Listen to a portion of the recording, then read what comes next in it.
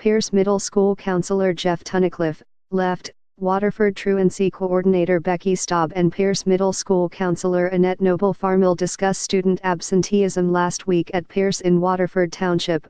Photo, Daniel Mears / The Detroit News, by photo.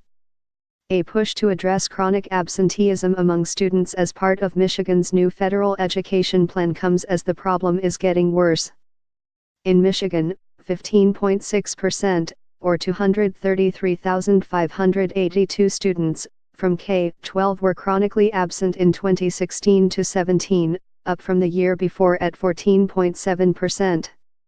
"We have a lot of kids missing a lot of school," said Carolyn Clare-Hout, a truancy expert at Oakland Schools, which serves local districts in Oakland County.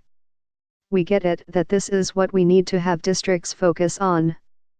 State education officials define chronic absence as missing 10% of school. In a 180-day school year, that is 18 days. Officials with the U.S. Department of Education require states to address chronic absenteeism under the Every Student Succeeds Act. Michigan's ESSA plan, which was approved November 28, calls for chronic absenteeism rates to be a factor in measuring school quality, said Kyle Guerrant, Deputy Superintendent of Finance and Operations with the Michigan Department of Education.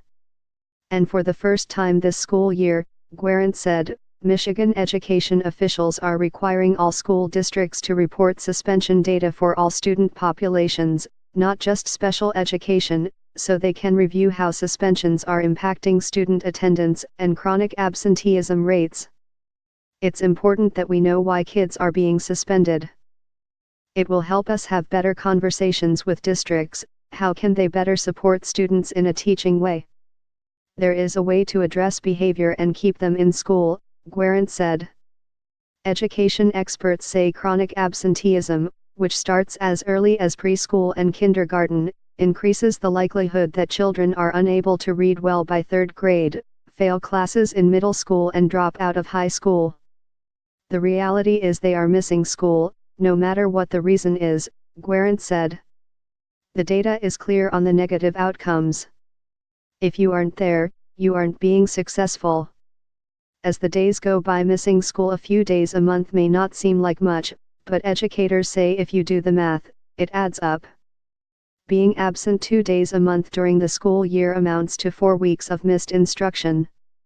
Last school year, kindergartners had the highest rates of chronic absenteeism among all grades, with seniors being close behind, according to state data. About 20.4% of kindergartners were chronically absent last year, while 20.2% of seniors were. 2. 5th and 6th graders had the smallest group of chronically absent students at 12.9% and 12.6%, respectively. Among all racial and ethnic groups, African American students had the highest rates of chronic absenteeism at 31.9%. Students with disabilities, considered economically disadvantaged, and those who were identified as homeless were also more likely to be chronically absent, according to state statistics. Detroit has one of the highest rates of chronic absenteeism in the state.